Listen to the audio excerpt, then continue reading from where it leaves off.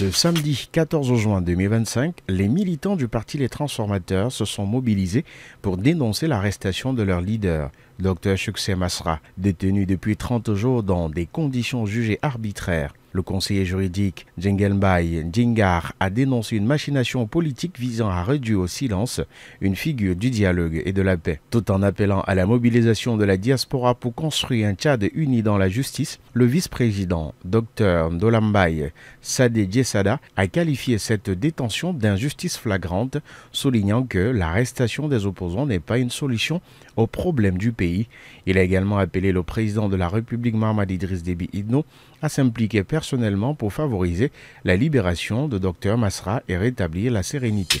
Le comité interministériel chargé du recensement des réserves de l'État à N'Djamena a tenu une réunion durant laquelle 1529 réserves ont été recensées, dont 311 occupées illégalement. Le président du comité a demandé au comité technique de poursuivre ses travaux en mettant l'accent sur le déguerpissement des constructions dans les zones de passage d'eau malgré des avancées. Des imperfections subsistent dans le travail du comité technique, comme l'a souligné Mahamad Assilek Alata, qui a insisté sur la nécessité de restitution des biens de l'État et sur les actions fermes contre les occupants illégaux. La prochaine réunion est prévue pour le 30 juin 2025 avec un engagement pour la transparence et la justice.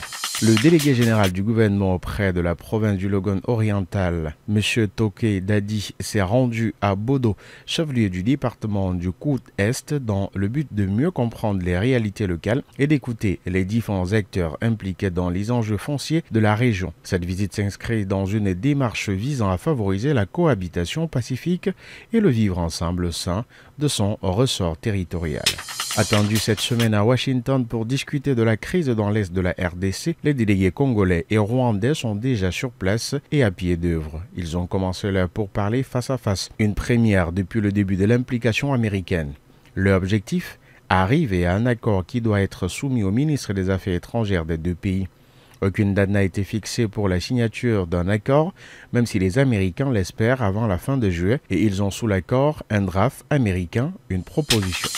Une attaque violente a eu lieu dans le village de Yelewata dans l'état de Benue au Nigeria, faisant entre 45 et 100 morts selon les sources. Des hommes armés ont assailli le village, tirant sur les habitants et incendiant des maisons, piégeant des familles dans les flammes. Cette violence s'inscrit dans un contexte de tension croissante entre éleveurs peuls et agriculteurs sédentaires, exacerbés par la lutte pour le contrôle des terres et l'accès aux ressources naturelles.